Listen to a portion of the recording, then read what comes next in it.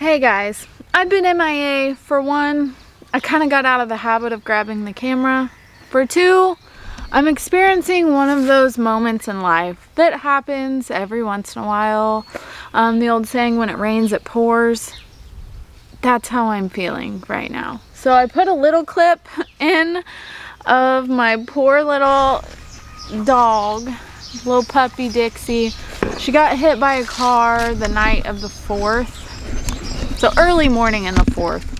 I have no idea. Whoever hit her didn't stop.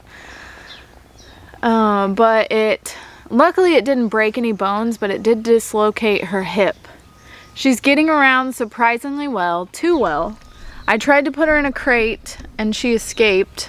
You can see her trying to find a cool spot to lay down with her cone on. It's been a couple days now, so she's getting around a little better. She did have some cuts, some scrapes, but overall, doing pretty well. She does have to get surgery in a few weeks or a couple months. The doctor said no rush, but you know, within the year she needs to have surgery to fix her hip.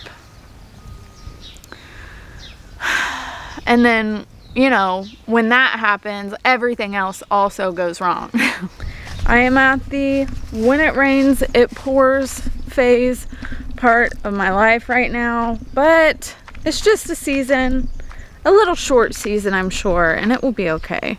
Still trying to follow me to do morning chores. In true LGD fashion, she is not going to be contained. I tried to crate her the night that we brought her home from the vet, and I was very shocked when I went out to give her her meds in the morning. She was not in the crate. She had never been in a crate before, but she figured her way out of it. She Houdini'd her way out of a crate. I'm so confused as to how, but she did it. She can't be contained. But when she has her surgery, we will have to figure out how to contain her to the crate, because it will be much more important than for her to rest. It might have been almost a couple weeks since I filmed in here. So if you are a viewer, you know how tall they were then. And now, first of all, I need to trellis them and prune suckers, but that's besides the point. Look how tall my tomatoes are now. They're significantly, most of them, significantly taller than me. It's starting to look like a jungle in here. Many of my slicers are taller than me at this point as well, which, if you didn't know, cherries typically get taller than a slicer does, or at least taller faster in my experience. But yeah, it's tomato time. We're full on tomato time here, which is super exciting. This week was the first week that tomatoes were in my CSA boxes, which is also very exciting. I'm sure it was exciting. I don't know why you wouldn't be excited about tomatoes in your box. The cherries are producing abundantly. I could come out here and pick and eat as much as I wanted to every single day. And all my big slicers have also started to really take off and ripen. I could probably pick 2 a day in here, which doesn't sound like a lot, but there's really not a whole lot of plants in here to like the 500 I have outside. This is calm. But yeah, the abundant time is getting ready to start, which adds a little bit to the overwhelm because, you know, it all happens at once. But I can't spend too much time in here this morning because I still have to go milk, but I just wanted to give you a little glimpse of what we're working with now. It's mid-July. No, I don't even know what day it is at this point, you guys. It's like early July. Yeah. It's definitely the first full week of July. But July and August are the craziest times on the farm because you're picking, you're preserving, you're picking, you're preserving, so that we can enjoy it later.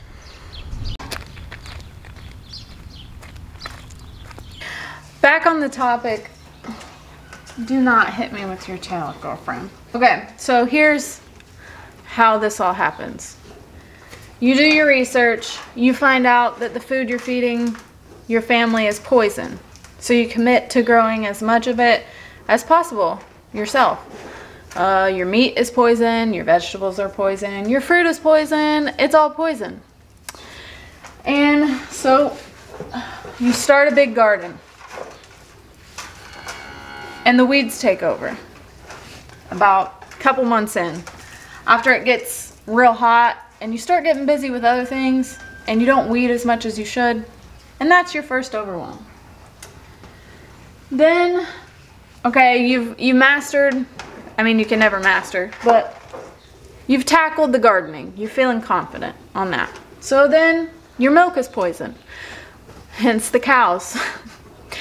So you start milking every single day, once, if not twice a day, without break for years, okay? It can be a little overwhelming in the heat of the season when you have a lot of other things to do, or when they get sick, inevitably, because where there's livestock, there's dead stock.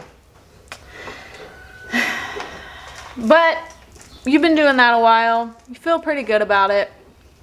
You're starting to feel good about where your food's coming from. And then you find out that not only is your food poison, your clothes are poison too.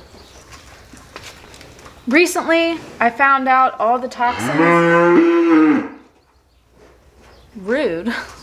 Recently, I found out all the toxins that are not only in our food, but they're in our clothing too. And it just, I told my husband that the other day, told him about what I found out. And he was like, can we not just have one thing? That was like our last thing left that was safe, that I hadn't thrown out the window and replaced it with something that we had to do ourselves. But at what point are we gonna get sick of this? Not sick of doing it ourselves, because I find the most satisfaction I have ever had in my entire life has been in the last 2 years. Have I probably cried more than I ever have in my life? Yes. Have I been stressed and overwhelmed? Yes. But you know what? It's always worked out, and I feel like I really am on the right path. But that doesn't mean that it's sunshine and rainbows all the time, because it's definitely not. I'm having one of those weeks where anything that could go wrong is gonna go wrong.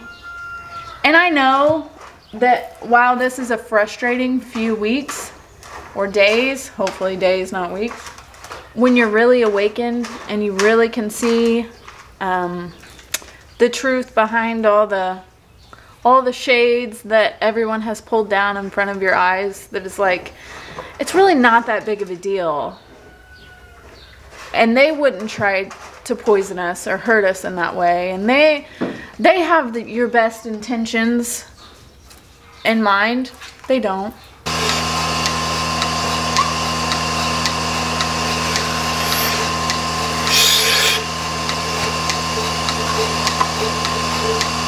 And I too used to be one of those people that was like, organic schmanic, does it really matter? I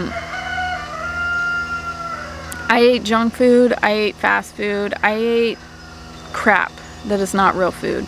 But once you get awakened and you can see all of the things that are wrong, it feels like everything is actually wrong. And that feels a little overwhelming. And usually I can concentrate on like, okay, I can fix what I can fix and the rest will be okay. But with the state of everything that's happening, the uncertainty of everything, it just kind of feels like the world is caving in. And I don't like that feeling.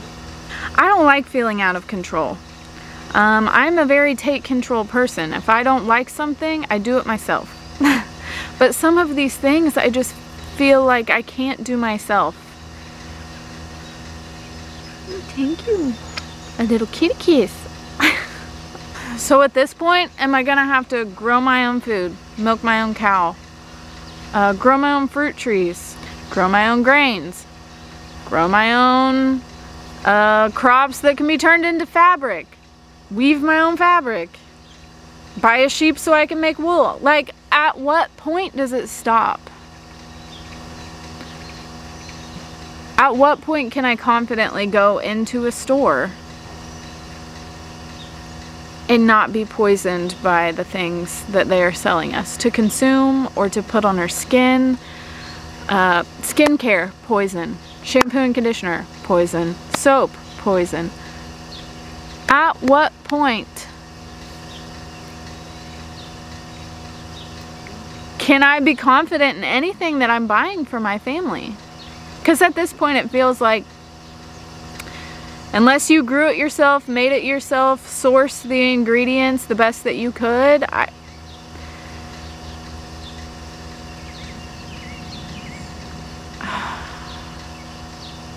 just feels heavy right now. And I'm sure a lot of you are feeling the exact same way because of everything that's in the news, which may or may not be true, who knows, So, here comes the band of people that will not stand for poison sprayed on our food, that will not stand for toxic fabrics to put on our skin, to clothe our children, people that don't want toxic food and clothes and air. Because if you're anywhere in the Midwest or along the East Coast, even the air now is poison, which has formed toxic chemicals from UV rays combining with the smoke, falling onto the ground. So now our soils are also poison. And I used to think that this was only the thoughts of people who had drank the Kool-Aid. Now I'm the one brewing the Kool-Aid. Drink it. See it. Let's all open our eyes and see what they're doing to us. Because if we don't stand for it, they're not going to make their money. Let's use our dollars to support our beliefs, to support the people who aren't trying to poison us, to support the naturally grown, the organic, the small farm organic, not the large thousands of acre organic farm that's really owned by a conventional farm. Let's support your local businesses. Let's support the local seamstresses. Let's support soap makers and potters and all of these people that really care, because the large corporations they don't really care. I'm letting the cows through. So while I normally don't like to get my opinions on my channel, I like to be happy, go lucky, goofy. I'm not feeling that today. I'm feeling spicy today. And I'm just sick and tired of being sick and tired, you know? I want to be able to go to my local grocery store and find more than 5 produce items that are organic. They had lettuce, strawberries, which they don't always have. Honestly, I don't think there were any other fruits in my local grocery store. I'm rural, so the one that's closest to me, maybe a handful of organic items. The rest, all sprayed. And everyone in my community goes to this grocery store. And so everybody is feeding their family from this grocery store. And most people don't know. It should be written on the label. We shouldn't have to educate ourselves and our community about what they're hiding from us. If it's so good, then they should put it on the label. I just had to voice my opinion this morning. If you didn't know, do the research. Look it up. You're gonna be shocked at what you find. Things that you think are healthy and that you're feeding your family, double check. Make sure they are healthy. Is that good grass? I watched Luke's live stream from M.I. Gardener. He posted it maybe a week or 2 ago when the smoke from the wildfires was really thick. He's in Michigan and I'm in Indiana, so we probably have similar conditions. I encourage you to go watch that video. It was very informative. He was talking about how everything is going to be affected by this wildfire smoke. It is targeting whether you think it was an accident or not. That's all I'm gonna say. I don't think that it was an accident. But like I said, I've drank the Kool-Aid already. It's going to affect how your plants grow this year in particular. It's going to affect how they photosynthesize, which is how they produce the fruit. And the ripening of the fruit is going to be slower. And the yields might be less. He was talking like maybe 30 or 40% less this year. He's already seeing it, and I trust his voice because he is a seed provider, which means he's talking to not hundreds, I think he said 40. He works with 40 farmers. But so he gets to talk to a lot of different people from different places across the United States, and they're all saying the same thing. They're experiencing lower yields. And so that is going to mean for you in the grocery store, not instantly. This is for next year. So the price of everything, corn, grains, major crops that are grown in this part of the United States. Not that we buy a whole lot of those products because they're poison, like I said earlier, but even the organic ones, they're going to be affected. So I would stock up now. I usually buy a lot of things in bulk, so I'll buy my flour in bulk. I would encourage you to find an organic place that you can buy in bulk. Azure Standard is a really good option across the US. I think they serve a lot of the United States. I'm going to be looking into ordering from there because they have good organic options that I can't find locally. I would buy in bulk while you can. Preserve what you can. It's not too late to start second waves of your summer garden. Now I am getting ready to start seeds here in the next week or two for fall. It's time to start thinking about fall gardens and getting your plants ready for that. But for a lot of the shorter season crops, things like cucumbers, squash, or like summer squash, not winter. Green beans are great to put in the pantry. What else?